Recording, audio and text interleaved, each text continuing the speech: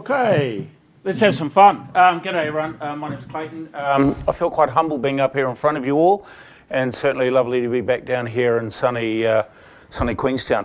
Okay, I've got 15 minutes to share with you and disturb you about what I think's happening out there and what's going to happen in the future. Let me just say that all my comments are predicated on the fact that life changed in March of this year. And when markets corrected, I think it is different this time. So hopefully, if you use that as the background, you'll take on board some of the comments and observations I'm about to make.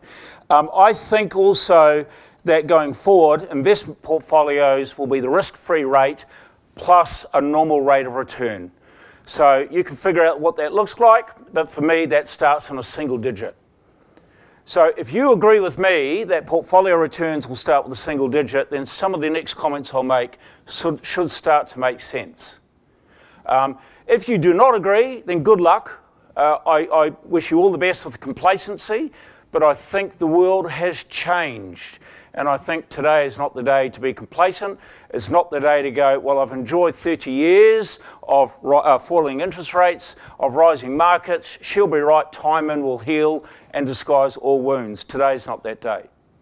So with that out of the way, let's have a bit of fun. So let me go through the value chain and suggest to you why I think this is quite a relevant photo. Let's start with manufacturers, fund managers. Fund managers have had a great 2021. Globally, fund management attracted about $27 trillion. It was up 16% in funds under management for the calendar year 2021. Fund managers around the world make a margin of about 30% net. So if you are a significant fund manager, you've got operational gearing in place, this is a great place to make some money. Expenses went up a little bit, largely around regulatory costs, but essentially it hasn't been a bad business to be in. Today there are 127,000 different funds available to investors globally. Most of them do the same thing. Looking forward, if you have a funds management operation that delivers a beta or a high beta solution, you are commoditized. If you're a commodity, life starts with a price. I think if you are in the passive space or have a high beta of 1 and yet claim to be active, good luck with that. You'll be playing for bips. Today you can buy that solution for about 3 to 7 bips if you look hard enough for it. I would suggest in the next 5 years that'll be 0 to 3 bips. And in some parts of the world, even today, you are paid through stock lending to take on board a high beta solution. My point being, to earn extra revenue out of that space as a fund manager, you'll need to have a point of differentiation or you'll need to have a direct connection with the consumer. So let's take the first bit first. Points of differentiation. You'll have to be able to offer, I think, a fractionalized solution to the investor, to the consumer. They will need to be able to participate in private markets or alternative markets or other solutions that you can add some expertise in. That's how you're going to be able to charge a margin. If we take the second part, direct to consumer, I think you'll start to see a strong growth in disintermediation, where managers will go, it's not fun playing with you guys anymore as advisors. We want to go direct. We want to have a direct relationship with the consumer, and you'll start to see in-house wealth management. You'll start to see brand building, and you'll start to see fund management groups starting to reposition themselves as being the one-stop shop. To me, that's inevitable. And then the third catalyst, I think, is you're going to see a proliferation of global players suddenly attracted to this market. Now, we're not really oversupplied yet. If you go to Australia, they have one of everything. In New Zealand, there are still pockets of opportunity for global fund managers to come and bring their solution and start pitching for consumer money. So my suggestion there as a local player is be ready for this global influx and be ready to differentiate yourself from what some of the big boys can do more capably. Bottom line is technology is going to be a savior for fund managers. You need to onboard clients cheaply, more efficiently. You need to start dealing with direct and deliberate consumer concerns. You need to start dealing with the millennials.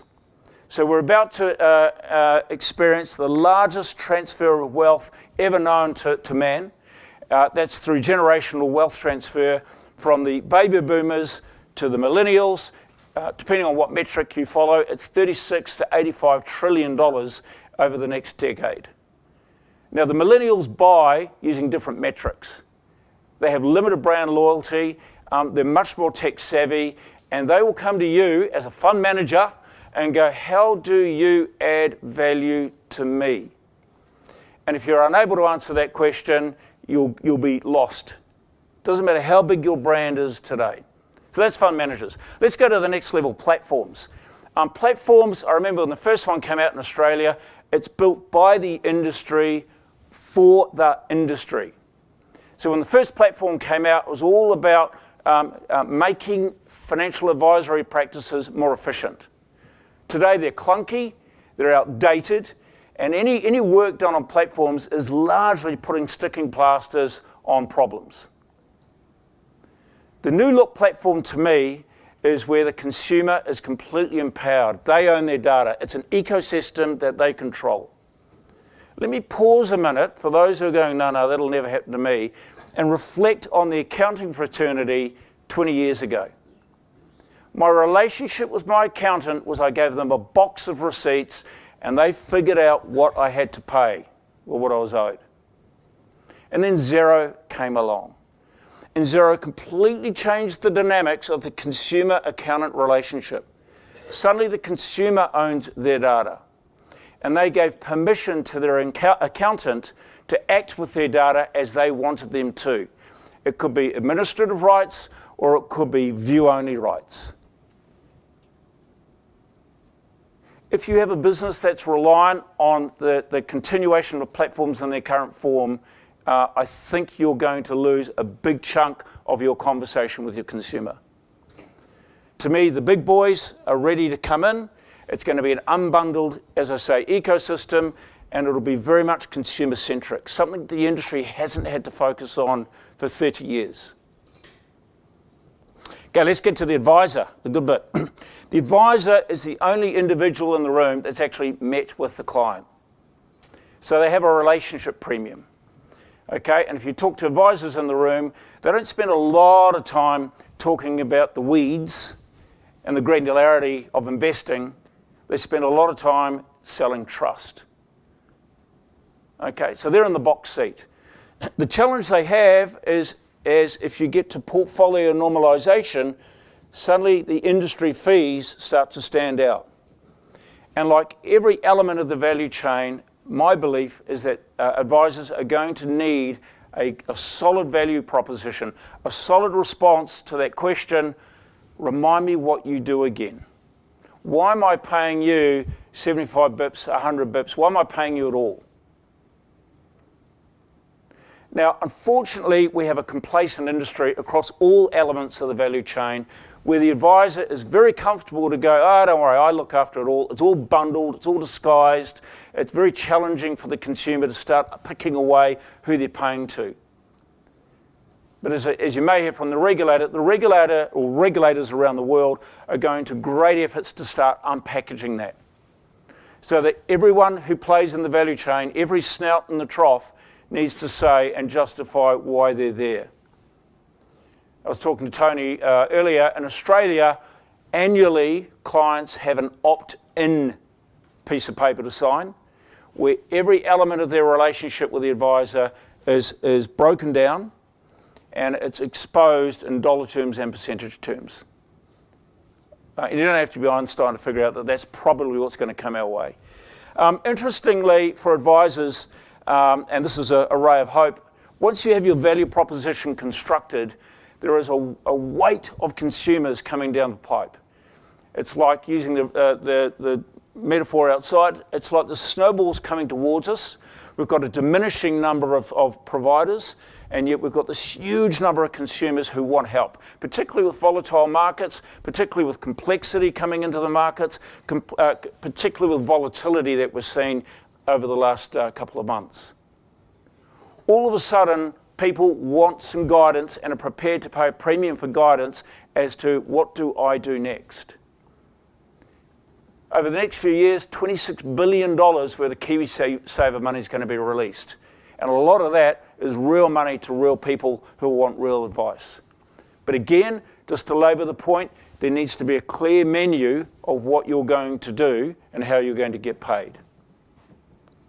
I'll pick on researchers. I don't think they're in the room.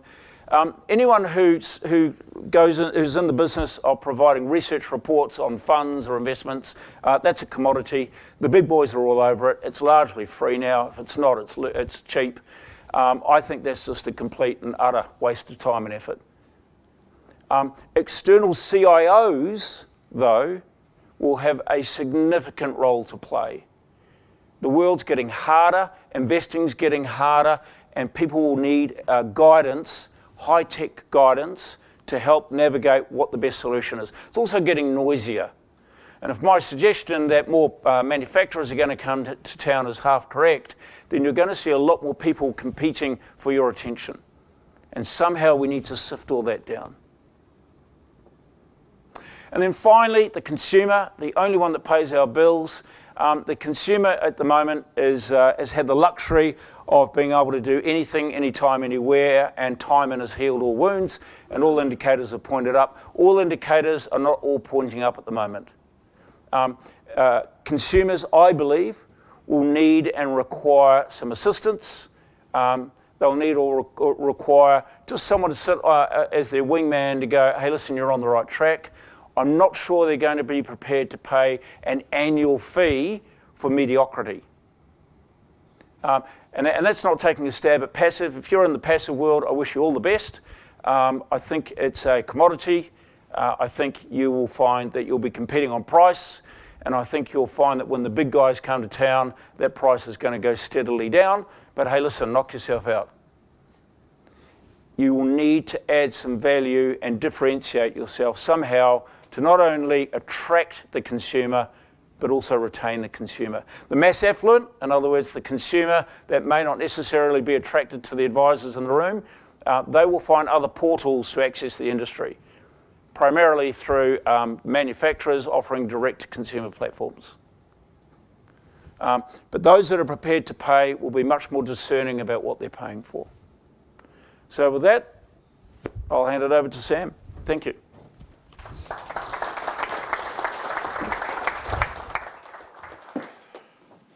Thanks, Clayton, and good morning, everyone. Obviously, doing a TED-style talk, it's really important to either start with a really personal story or a lesson that you've learned from some sort of adversity or some really good statistics. So I thought I'd start with a personal story about my travels getting here, but then listening to some other people, I've decided to start with statistics. My travels were pretty easy to get here. I've got no complaints, and I do say well done and thank you to those people that pushed through yesterday on a number of cancelled flights, etc. So I'm going to appeal to the accountant and to the actuaries in the room and start with some numbers. And I think these are some pretty impressive numbers. And look, although they're AIA-centric, I think we should take some true pride in what I'm showing you. This is really where we make a difference. And from an AIA perspective, our vision is to help people live healthier, longer, better lives. But when it comes to the crux, when the rubber hits the road, what we're really here for is to be there at claim time. And I'm really pleased to say that we paid over $620 million in claims last year alone. And this is just from one insurer. I know that money made a huge difference to the individuals impacted or to their families. But it's also made a huge difference to the New Zealand economy. And it's something that we should be truly proud of. It's something that we need to communicate not only to the industry and to those involved, we need to the regulator, and we also need to get it out more publicly about the true difference that we make as an industry. It's really, and coming back to the earlier comments, it's really what the FSC is about, and making sure that we build a sustainable industry and something that we can know is well understood and is thriving. But like with any statistics, there's always a couple of sides to each story. And as we dig a little bit deeper on these numbers, you start to see some of the human tragedy involved. And I really want to focus on mental health. Mental health is a growing issue for us, for AIA, but also for us as a community in New Zealand. If you look now, mental health represents 25% of our income protection claims and 24% of our TPD claims. Just on those two product categories alone, that's over $20 million of claims paid to consumers related to mental health. This doesn't include the medical claims. This is not an AIA problem. This is an industry challenge. You know, I saw a great article from NIB, and I know they're in the room, that talked about, over the last 2 years, a 225% increase on people that have used psychiatric support. You know, we can't not face into the tidal wave that's approaching us. And this really, you know, this is from a consumer perspective, but it really formed the catalyst of what we wanted to understand. And we wanted to understand the mental health of our advisor community. And this is really the purpose of my presentation today. And I do apologise, we did go through parts of this in February, and some of it will be a rehash for many of you. But the problem hasn't gone away. And I think it's important that we continue to talk about it. AIA, you know, asked Dr. Adam Fraser and Dr. John Molyneux to perform some research for us, looking specifically at the mental health and wellness of our advisor community here in New Zealand. Our aim was to answer the 3 questions that are on the screen. 592 advisors participated in the study, which was both an online questionnaire and an in-depth, an online questionnaire and then also some in-depth face-to-face, interviews. The research was conducted September, October 2021, okay? I'll highlight though that was pre-triple CFA. So some of the themes that came through was workload and the stresses of workload. And unfortunately for the mortgage brokers and mortgage advisors in the room, you scored poorly in most areas compared to your peers, and this was pre-triple CFA. But I also want to acknowledge that, you know, if you go back to September, October 2021, we're in lockdown. And, you know, times were challenging from a business perspective. So I don't want to call out that there is that potential bias in the results. That said though, if you think what we've gone through since that time, we've had a number of quasi-lockdowns. We've had another few waves of COVID go through the community. We've had investment markets going to correction territory. We've had interest rates increase, inflation increase, cost of living continue to rise. The R word in the paper or in the news articles every second day. You know, I don't think the environment has become less stressful. Geez, the research was conducted before Clayton's presentation, which even made it more stressful for some of us in the room. So, you know, whilst it is at a point of time, I think it's important to acknowledge that, you know, whilst things have changed, it's a rather good proxy for how the advisors are feeling. And unfortunately, the results weren't great. 41% of the advisors surveyed had moderate to high mental health risks. Now that's twice that of the New Zealand population. 44% of the advisors surveyed acknowledged that that stress had directly impacted their sleep. 43% acknowledged that they use alcohol in some form to medicate their stress levels. Pleasingly or alarmingly, depending on which side of the fence you sit, 20% of people are already seeking medical support for their stress. 25% are thinking that they're going to leave their role. And 50% were saying that they're overworked and just can't keep up with the volume of work that they're doing. You know, and alarmingly, and you know, congratulations to you guys for being here, 58% are saying that they're not getting support from their industry bodies, the likes of the FSC, fans, etc. So the help is there, but obviously a lot aren't actually achieving it. So if we know that people are stressed, that they're at high risk of mental health issues, what's causing it? Well, 61% of people surveyed said that, you know, it was regulatory driven, that it was the government regulations were highly stressful for them and for their business. A further 37% said that it was, you know, meeting the education requirements of the regulatory change. These responses sort of came through both on the the survey and also in the verbatim responses. Now, this is not by any means, you know, anti-regulatory change. This is the fact that, you know, AIA supports all regulatory change that's going to improve the professionalism of our industry. But what it is, it's a real lesson for all parties, whether it be regulator, manufacturer, advisor, or any other industry player, that we have to get better at change management. We have to be better at making sure that we communicate the reasons why we're making the change and supporting people through that change. Sort of linked to this becomes workload. So 42% of advisors surveyed said that it was, it was just the workload, the overwork that was causing them the stress. Where 29% said it was trying to manage work-life balance, and 27% said it was around trying to manage revenue. And when we dug into that a little bit deeper, it was really fascinating, is because what we found is where advisors were spending their time. Only about 11% of their time is spent giving advice. Yet 38% of time is on administrative tasks, answering emails, calls, texts, etc. So the main reason an advisor got into the business, the main reason they want to be an advisor, is actually only 10% of their day.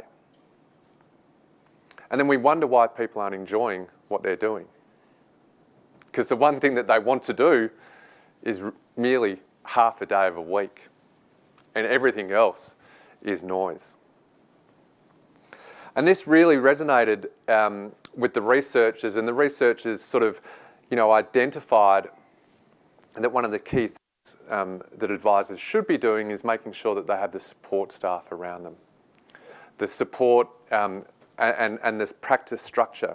What the research found, that those advisors that worked in private practices that had a more corporatised model, so designated roles, designated people with clear job descriptions, etc., had far better stress levels than those that didn't. And Tony will talk on that a little bit later, I think, from the business health surveys, and there's a real connectedness in the presentations from that perspective. The researchers also identified a few key things for both the regulator, manufacturers, and then ultimately advisors to consider to improve their wellness. And I won't go through each of the recommendations by any means. I will touch on the advisor ones, just given the audience in the room. One of the, and again, I'll only touch on a few, but seeking help from the industry support services. So, congratulations to those online and those of you in the room today. This is, as Richard said right from the outset, it's less about what we talk on stage. It's actually more around the connectedness and the conversations that you'll have during the breaks. And I think this is really important, that you continue to reach out and use the services available. The other key one was find a good mentor. And I think this is critical. I think the role of the mentor or the coach is increasingly important, especially during times of high change. And a mentor can be someone from the industry or from outside the industry, but it's got to be someone that challenges you. Someone that pushes you into places where you're uncomfortable, because that's where we grow. Nobody grows in the comfort zone, but someone needs help and encouragement to make sure that they're getting into that uncomfortable zone, but in a safe environment. And a coach can do that. And then lastly, and obviously dear to my heart, is making sure that we're engaging in physical activities, into hobbies, into pastimes, into meditation, into relaxation and recovery, which is all around what the AIA Vitality program is about, but it's something that we don't do. And it's really critical that we consider how we have more recovery in our day. And recovery could be meditation, it could be physical activity, but we can't redline all the time, and everyone knows that. So really the purpose of today is, this is an industry-wide problem. There's some advice practices that are absolutely thriving, and that's fantastic. But there are a number of you who are struggling, and that's not okay. So we wanted to raise the discussion. We want to really start the discussion and commit to a number of things that AIA are willing to do. We are going to get this research out here. We want to start the conversation. We want to normalise it. If over 41% of advisors are feeling high stress and mental health issues, then it's not uncommon. And you shouldn't be feeling alone, and you should be reaching out and having that conversation yourself. We're also committed to looking at our own business because we're not perfect the way we interact with advisors, and we want to get better at it. So we've got some work to do. We also want to consult with our Vitality partners, specifically the Mental Health Foundation, to see whether there's things that we can do more proactively to work with them and to work with the industry. In addition to that, and I just want to call it out again, I mentioned it in February, but we want to extend the Best Doctors program. So for those of you that know Best Doctors as a second medical opinion, they also have an incredibly powerful and useful mental health support program. We want to make that available to all advisors free of charge. So if you do want access to that, please just contact your BDM, your AIA BDM, and we'll make sure that you can get access to that. And then last of all, we want to challenge everyone in the room. We want to challenge the other insurers, we want to challenge the other fund managers, we want to challenge the industry bodies, the regulator, as to how we can make sure that we genuinely build a sustainable and thriving industry. And to do that, we need healthy advisors. So what are we going to do as an industry to ensure that we're supporting advisors to make a strong advisor community to ultimately have a strong advisor market and a strong consumer outcome? So thank you. I'll pass over to you, Tony. Thanks very much. All right. Good morning. Good morning. Trust me, I'm from Australia. No? All right. So, what I want to do is I want to talk about I want to talk about some of the things that are happening not only in the Australian marketplace but in worldwide markets as well. Okay. And part of the reason why I want to sort of share these sort of things with you, I guess why I've been asked to share these things with you is, so we've been going, our business has been going for about 20 years, just over 20 years now. All we do is work with financial advisors. We don't work with anyone else. We work in a number of different countries around the world. We still work quite a lot in America and the USA. We've worked in Canada. We've worked here in New Zealand. We've worked in Hong Kong. We work in South Africa. We tried to work in the UK, but it didn't work out so good. That was a little joke, by the way. Yeah. And I think one of the things that we've seen, and we've also been lucky enough to work with small independent advisors all the way through to large salaried models, right? And the thing that we've seen in all of the data that we've got and all of the observations is that the things that drive success for a financial advisor are the same.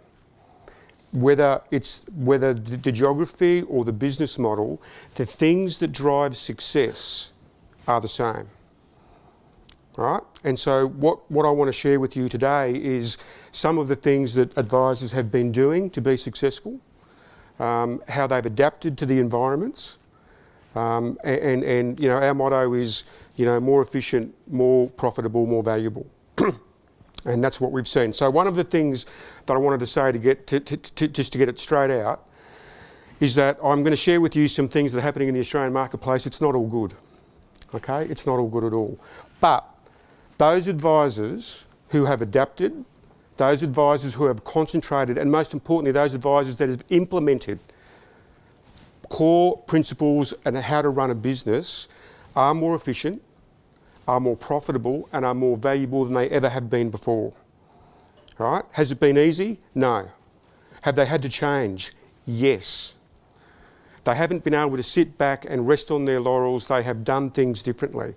So if there's one message that we're going to get out today, the message has to be, is, as Clayton has said, absolutely correct. Things will change, and if we do not change with it, we are in big trouble. Okay? So, in terms of the Australian marketplace, there's a few things that we're going to talk about here. Now, normally I could talk about this for about an hour and a half, and I've got 5 minutes or 4 minutes. So, in the environment that we've had now, obviously we've had COVID. One of the things that's happened in the Australian marketplace, as an example, is that we've also had quite a lot of legislation and compliance. Now, one of the things that we've noticed, again, a comment in financial services in general all around the world, we have been spectacularly unsuccessful in regulating our own industry. All right? And so what happens when we can't regulate it ourselves, what happens is that the government then comes in. Okay? And if you think about the pendulum, sometimes the pendulum's too far this way, then the pendulum comes too far that way. And it'd be fair to say that there may be some that may think that the government doesn't necessarily do a great job when it regulates our industry. It is very difficult. It is very, very difficult to be a financial advisor in the Australian marketplace. And we'll talk a little bit about that. Technology, we have ageing clients, again, as an opportunity that's happening as well. And we're also going to talk about reducing margins. Okay, now, I'm no accountant, but what happens when you have increasing expenses and decreasing revenue is that you have decreasing margins. Now, one of the reasons why revenue has been affected is, again, a lot of it is because of compliance and regulation. So for those of you who, again, and apologies for those of you who know this, but I just thought it was important. So as an example, in anything to do with investments or superannuation, like KiwiSaver, the retirement savings, anything to do with investments, now the only way that an advisor can get paid, whether it's asset-based or fee commission, the only way the advisor can get paid is if the client signs a document to say, yep, they did that, and it's okay to get paid. It's not an opt-out, it's an opt-in. All right, so that's the only way that it can happen. So therefore, if any advisor has not provided service, they will not get paid. And they term that in the industry grandfathered commission. Now, again, I'm not in judgment, right or wrong, good or bad. There was a lot of advisors in the Australian marketplace who got paid ongoing commission, whatever that might be, from a product, got paid well, got paid very well, and didn't provide any service. Yeah? Now, you can imagine those advisors who weren't doing that, those advisors who grew up on that model, they've just run into a huge brick wall. Okay? Insurance commissions are currently 80% upfront maximum and 20 to 30% ongoing. And depending on what happens, that's going to come down to 60% maximum upfront commission. So again, you can see the revenue is decreasing. On top of that, you've got compliance costs are going up all the time. Technology costs are going up all the time. You've got, what other costs? You've got professional indemnity insurance is going up. Staff is going up. Licensing is going up. Now, it doesn't sound great, does it? All right, so I'm glad there's no sharp objects in the room. All right, but what has happened is that even though the costs have gone up slightly, the revenue has maintained the same in the Australian marketplace over the last 2 years. So you know what's happened? Those advisors who have adapted and have engaged their clients, they have replaced that income that they have lost, but they have replaced it because they did something. They didn't just sit and do nothing. And then one of the key things that they did is that they engaged with their clients. What they did is they engaged with their clients. Now, one could argue they haven't got much choice because they're not allowed to get paid if they don't engage. But what they have done successfully is engage with their clients. So again, this is good news. This is very good news. The second thing is we're going to talk about is clients. We do a client survey. We've got about 55,000 clients have taken our survey on behalf of their financial advisor. One of the things that we've seen, one of the results that we get is that we asked 9 KPIs, the top KPI that clients love about their advisor is trust. Clayton mentioned this, it's trust. One of the most difficult things that you can do is establish that trust with the client. Advisors that have taken our survey, and there's some have taken it in New Zealand as well, they love their advisor and they trust their advisor. Isn't that fantastic? Difficult to do. There's lots of people out there who've tried to be an advisor. They may have been very good technically, but they haven't been able to create that relationship. They've done it and they've done it fantastically. All right, great news. Then we look at some of the other things in our survey, and you look at things like ongoing relationship, client feedback, communications, and reviews. There are a lot of the things that help develop that relationship. Those things, which are can be managed by the business, procedural sort of things aren't done well. And one of the things that we have seen all across the world is that there is absolutely zero doubt whatsoever, about the value that an advisor provides a client. Absolutely no argument whatsoever. The problem, however, or the issue, is the advisor being able to articulate that value. It's not easy. It's not easy to articulate that value up front, and it's not easy to articulate value ongoing. Now, we talk about a thing called a client value proposition. And what we see in a client value proposition from advisors all around the world is it's often missing 2 things. One is the client, and one is value. That was another little joke. The reason it's missing the client is because the advisor doesn't just talk about, they talk about what they do, not what the outcome to the client is. All right, so you look at a website and it says, we do KiwiSaver, we do life insurance. Clients don't buy that. I know when I was young, with a couple of young kids, I didn't buy life insurance because I wanted to buy life insurance. I bought it for an outcome. Right? And that is the value. That is the value. And I wish I had more time to talk about that. In terms of communication, regular communication to clients is not only a profit driver in a business, it's also a key driver in if clients are happy or not. Right? And financial review, the ongoing financial review, is also very important in both of those things as well. Okay, so that ongoing relationships, and this is the value. This is why advisors are engaging with clients. Clients are happy. Clients are happy. The advisors are building those sustainable businesses with clients that see value in what they're getting. The advisor is building a great business. All of that is good news, but it's only good news if things change. It's only good news if things change. Staff. Now we're going to talk about staff a little bit in a little bit more detail after this. So all I'm going to do is say here quickly is that staff represent over 50% of all, in terms of cost of all revenue. So basically more than 50, I think it's something like 56% of every dollar that an advisor earns goes to pay their staff. Right. Now, when I was at a large, I used to work for Zurich Life Insurance last century, many years ago, and I never really appreciated personnel and managing staff. It wasn't until I got to a small business where you realise, staff actually, they value knowing what they're supposed to do. Who would have thought? So managing staff is really important, and the other key thing is that work from home is here to stay. Work from home is not going away, and it is going to be an important part of recruiting new people.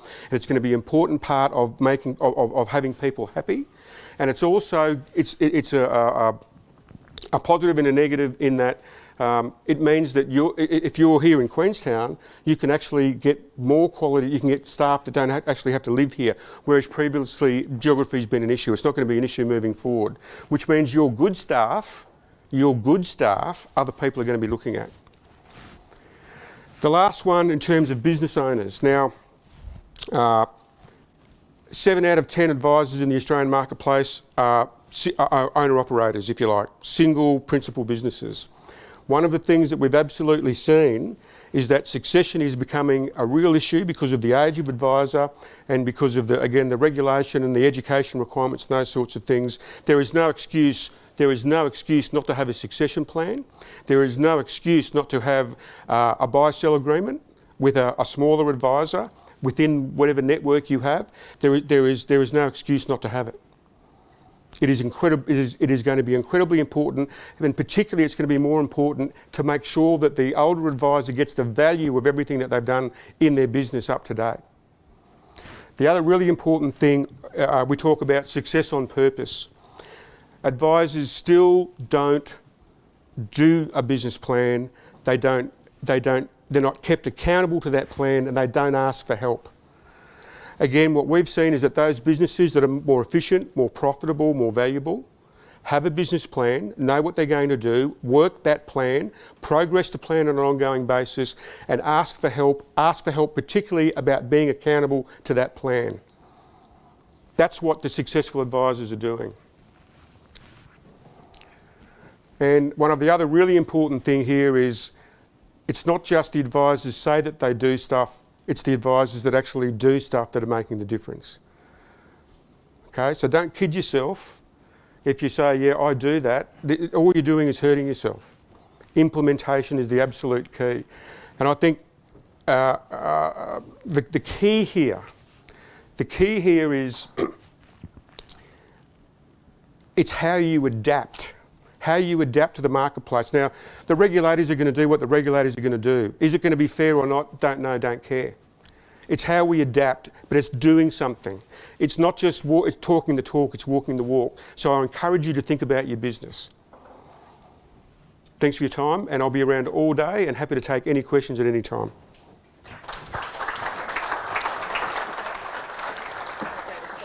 Take a seat. Yep.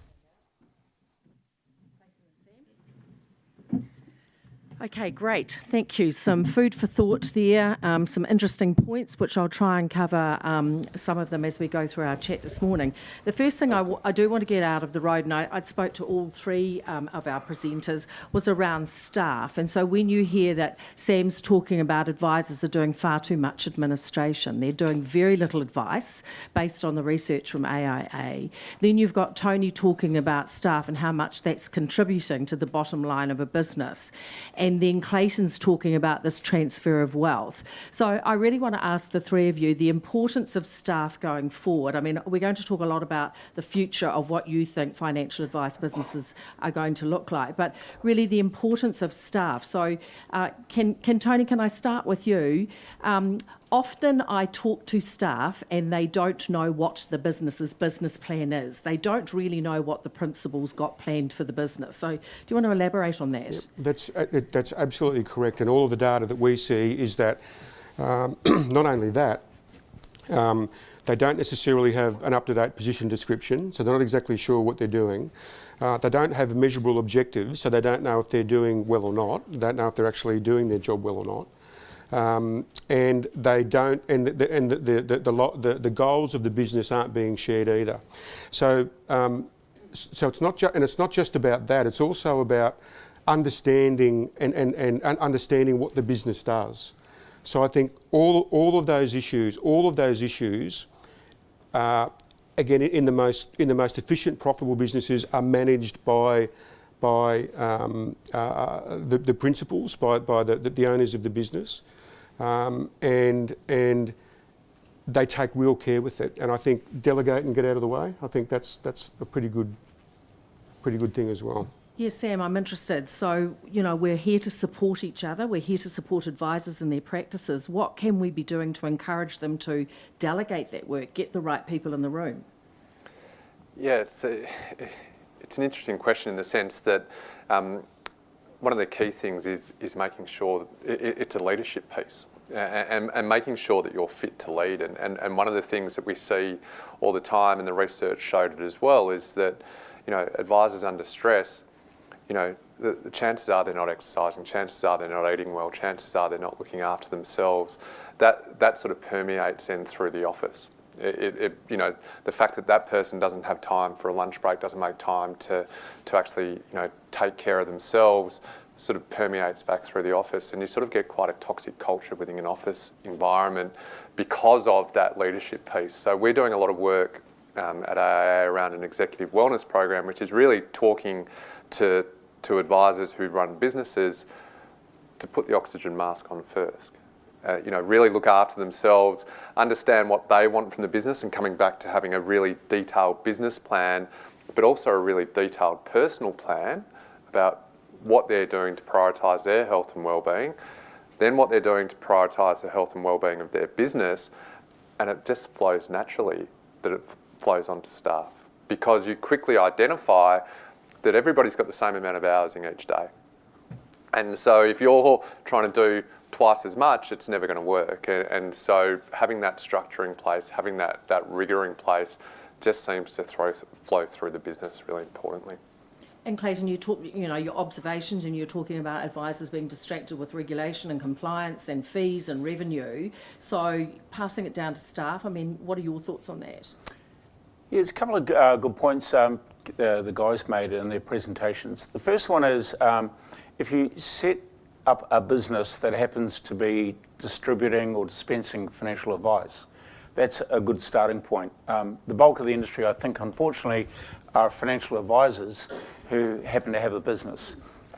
So I guess point one is start where you mean to continue, and then within that, figure out what you do well and outsource the rest. And if you get to a point where you have revenues to support it, then gradually bring some of that back in, and make sure, I think to Sam's point, make sure you do the stuff that A, pays the bills, but more importantly, that you enjoy. Yeah.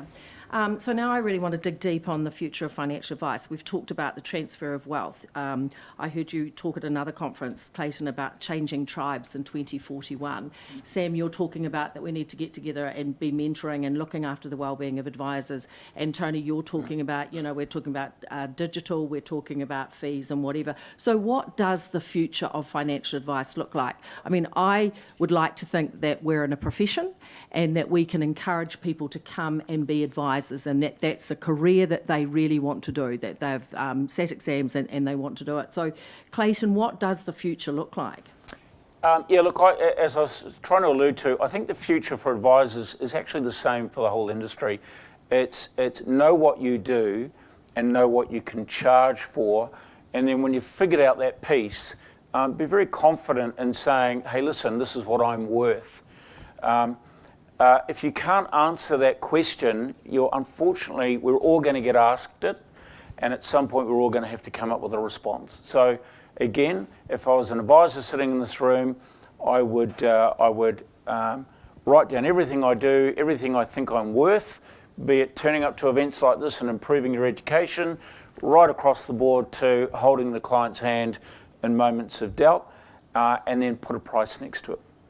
If I could just digress a little bit, it's really hard to do that because, again, we've had the wind on our shoulder as an industry for 30 years, and you know what? Rates have come down, markets have gone up, all problems have been resolved, we've delivered double-digit return, so we haven't had to have the fee discussion in the past.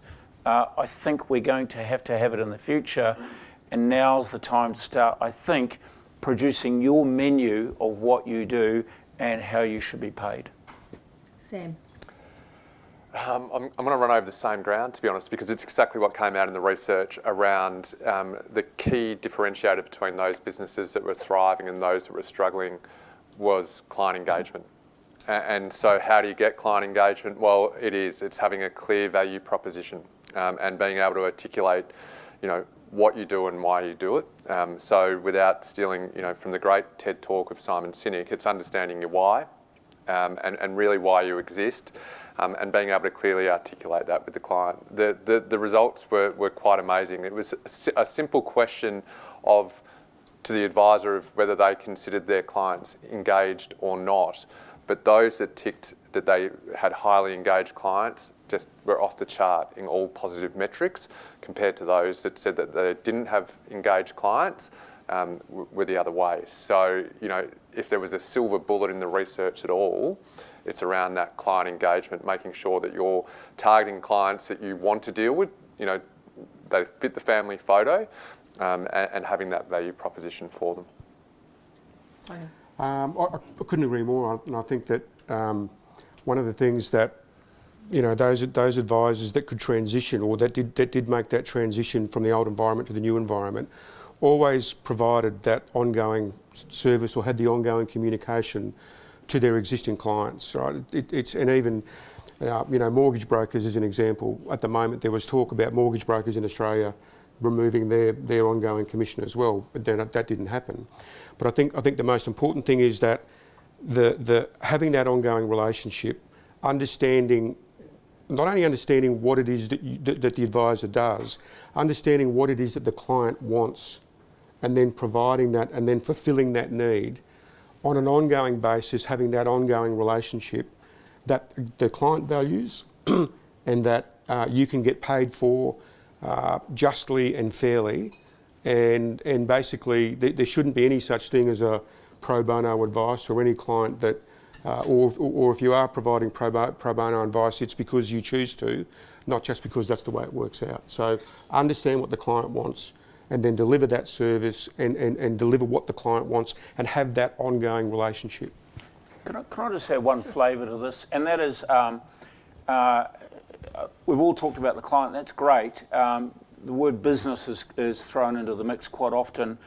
As a business, one of the things I'd strongly encourage you to do is be in control of your own revenue stream. And Tony made a very interesting observation about opting in. Well, if you had a business in Australia that was reliant on grandfathering, you just had that pipeline turned off in a heartbeat.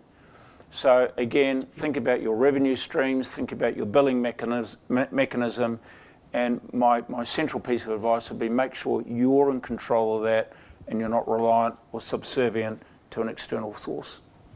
Yeah, interesting point.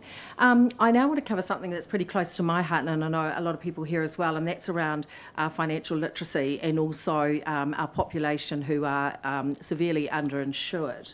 So, it's interesting. We've got a lot of research that's come out of FSC from Core Data with Andrew Inwood about people having money conversations. Richard and I are going to talk about It Starts With Action, about demystifying these conversations. What can we be doing as a profession and an industry to address the financial literacy levels of our consumers, of New Zealanders, and also encourage people that are underinsured? Big conversation piece. So what can we be doing? So I'll start with you, Sam. Oh, great. And you've only got a couple of minutes, Sam. I can see you. Well, it's such an easy problem to solve. We've solved it a few times already, haven't we? No, look, it's something that's difficult and challenging, and I don't think we have a true appreciation for. We work in the industry, and therefore we have a bias to believe that people get it, when in many cases they don't. So we need to do more as an industry. We need to do more as a profession to continue to promote what we do and the value that we add. And I think that, unfortunately, we quite often see the negative articles in the paper, and so what do we do to get the messages out there? And it's not any one person, it's not industry body, it's not manufacturers, it's everyone. How can we become real champions for this industry? That doesn't solve financial literacy, but it does ensure that what people are comfortable with is when they have an issue, when they have a concern, when they don't have an answer about something, they know where to turn. And I think that's really critically important.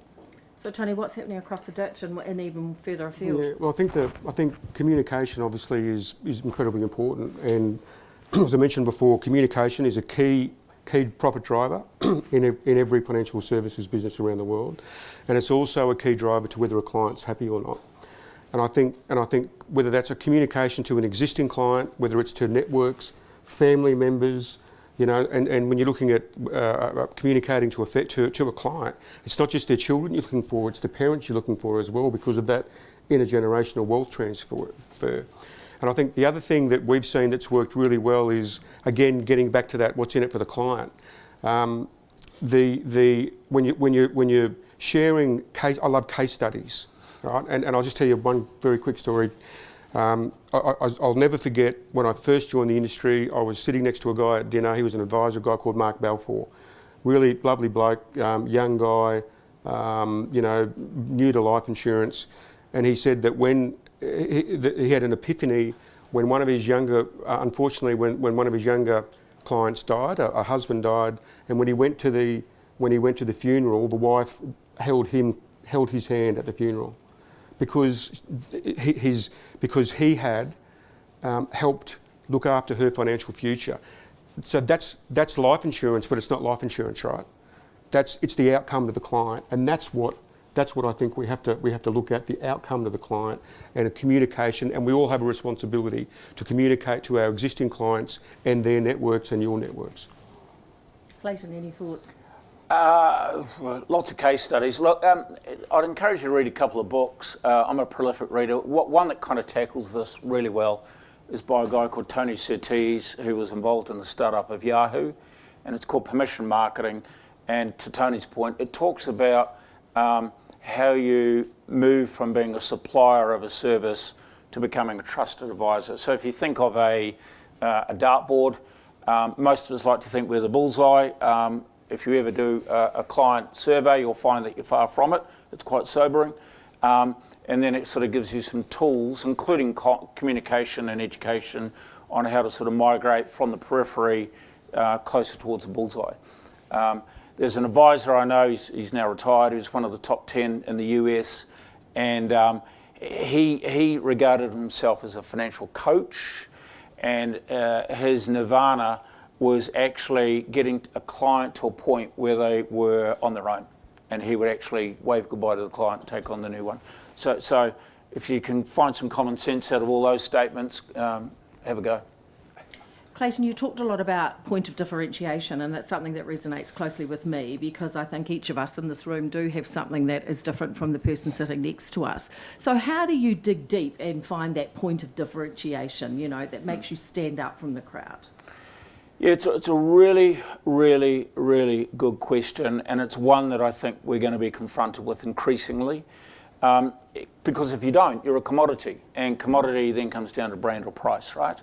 So in the funds management space, I spoke to some groups last week in Sydney. There's 156 Australian equity funds in Sydney available today, and they all do roughly the same thing. So, if you're going to participate in that world, then you're on a hiding to nowhere. So it's figure out what you do and how you articulate it, how you tell the story, and then get out there and make sure that you're seen as being different. In Australia, New Zealand, we've looked at celebrity endorsements or celebrity investing, and that's neat because it gets you on the stage and it gets you front and centre. But eventually that wears out and you've got to have something to come up and back it up.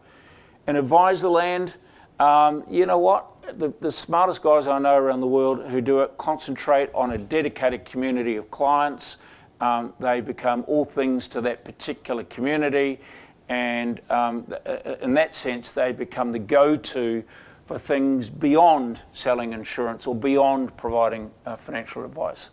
So I guess it comes down to my overarching statement is know what you do and do it well, and you know what, step away from the rest. Yeah, and Tony, I know that you've done some, Business Health have done some work on this. Yeah, I think that we know that like only a half of Australian advisors, as an example, can actually articulate, have got a CVP. Right? I think the most important thing that again we've seen is whatever sandpit you want to play in, that's how you're going to be compared. Right now, if you want to be an investment expert, right, and with forgive here alphas and betas and that sort of stuff, I don't really understand it, right? But if you're going to be an investment expert, then you need to get a return over whatever the benchmark is, and that's how you will be. That's how your client is going to, find out whether you're any good or not. Now, if you're really good at that, that's fantastic. But if the market goes down, and that's not necessarily your fault, that's still what you're going to be. That's how you're going to be held to account. Now, if you're a more of a holistic financial advisor, but I'm not saying there's anything wrong with that, by the way. I'm just saying it is what it is. But if you're a holistic advisor and part of what you do is you spend time with the client to find out what they need to gain the trust of that advisor, of that client, and then the end goal is not just retirement dollars, but what they're going to do with those dollars in retirement, or as we mentioned about life insurance, you know, what value do you think that lady who was holding Mark Balfour's hand at the funeral, what value would she put on that advice? Is that hard to put a value on? Absolutely it is, because that's what advisors, that's what we do as an industry. We find out what people want. Now again, if you want to get the best rate, if you want to get the cheapest premium, if you want to get the best investment return, that's fine. But just beware that that's what you're going to be judged on. Sam, any thoughts on that? Oh no, look, just to echo the comments made, you know, it has to be authentic. It has to align to your values, and then the values need to permeate through your business in the sense that, you know, you can't be doing one thing or saying one thing and doing another thing, and that's across the whole your whole organisation. And so unless the people have bought into those values, people are working with you who ascribe to those values, then it quickly becomes disconnected. And so to really build out that proposition, I think it's important that it's authentic and that, you know, it's clearly value driven more than anything else. Cool, we've got about 5 minutes, so any questions are welcomed, but I just quickly want to get on to, all three of you have mentioned, and people in this room I've been talking to, we've been talking about technology, we've been talking about digital. Now, I went to a conference with Mary years ago in Australia, an FPA conference, and we were just on the cusp of talking about robo-advice and technology and digital replacing human advice. And most of the people got up in the room and said, my clients want my emotion. They want to sit across from me, they want the emotion. I know in 2018 the markets tipped overnight, and I think there was an online platform that literally crashed overnight because everyone was trying to go in and sell, but they were all wanting to talk to someone, and you can't talk to an algorithm. So let's talk about, you know, what is this digital technology world look like, and is it something to be worried about or to look at it as an opportunity? Clayton.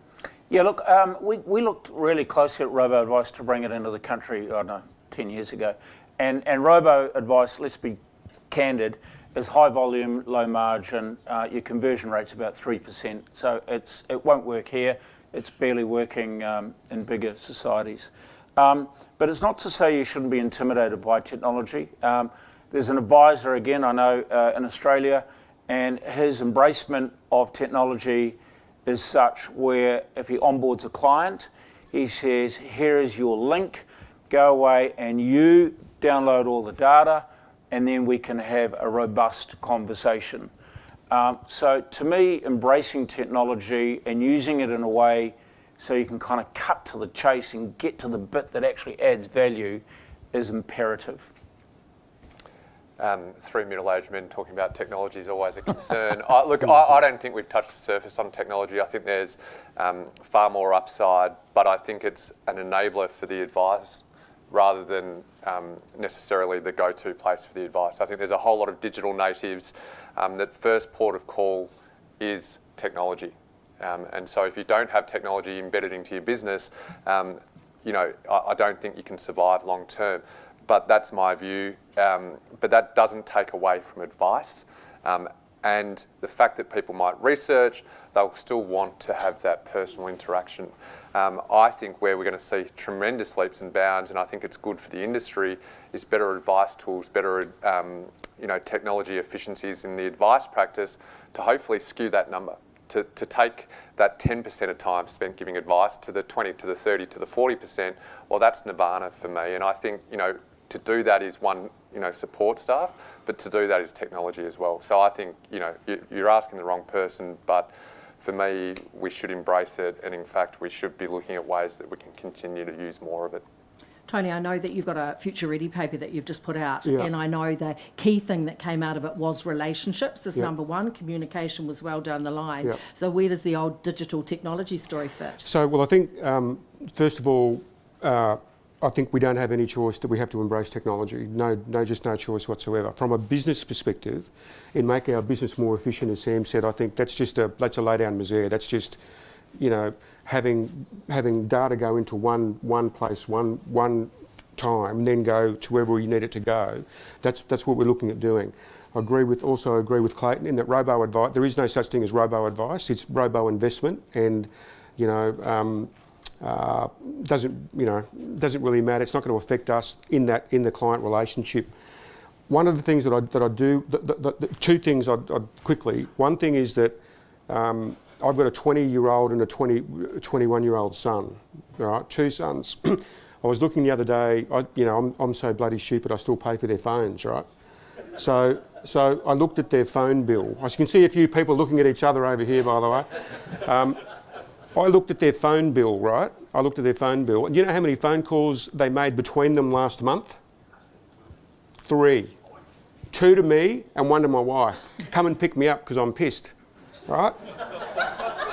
That was it. Everything else was data. So kids, our kids, and your clients in the next 20 years, that's the way that they want it. That's the way that they're going to communicate, is digital. Do something about it.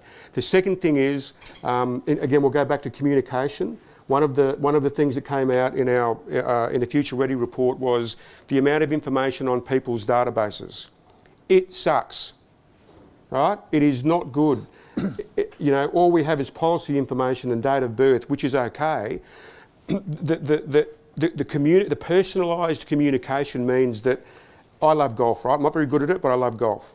Now, if my advisor sent me an email about golf, or or the new Ping Golf Club's coming out, what would I think about my advisor? Does he like me? Does he know me?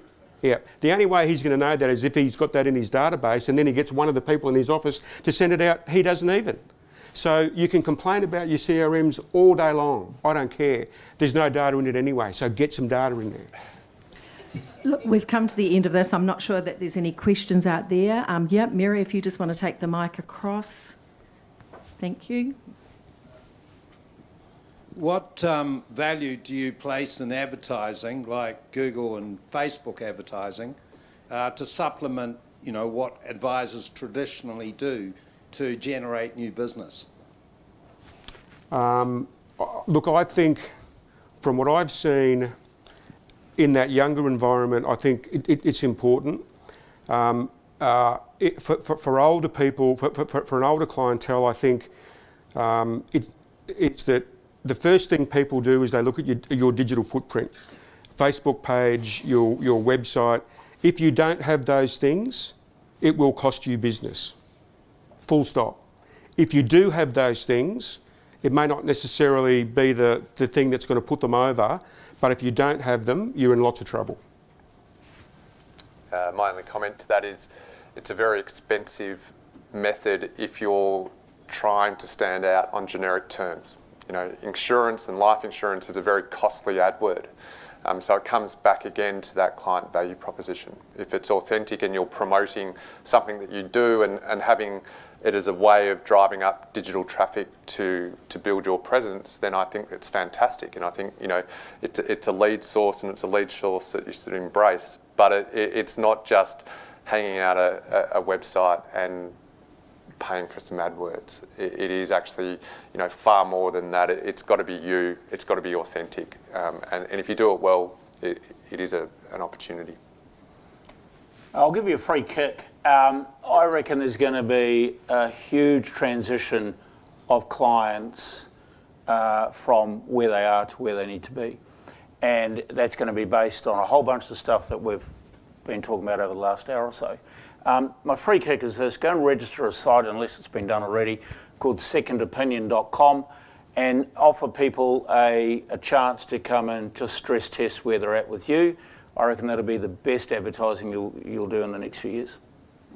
Loyalties will be tested, and I know we've all got our favourite clients and they're all close to heart and we're the trusted advisor. Here's an idea: go and do a survey and see what they think about you, and then go and have a look at that secondopinion.com idea. And talking about surveys, that's what Business Health do as part of their proposition. They do what they call CAT scans. And it's interesting, a number of years ago, I was privy to a survey that an advisor undertook, and they were quite worried about the results that were going to come back about their business. They thought it was going to be that the client maybe wanted more than one review a year, or they were worried about their fees. Interestingly enough, in this business, the client was more worried about the fact that they didn't have car parking. But Clayton's right. A number of advisors don't want to survey their clients, and we're best to hear the information from. So look, on that note, Tony and Clayton are staying. They're going to be part of our Meet the Professional session, so you'll have 2 opportunities to listen to them for 30 minutes. Sam has to rush off back to Auckland, but I'd like to thank the 3 panellists. I mean, great oversights, great observations, a plethora of wealth, and I know Tony and Clayton are staying on for the rest of the day as well. So would you please join me in thanking them? Thanks, mate. It was good.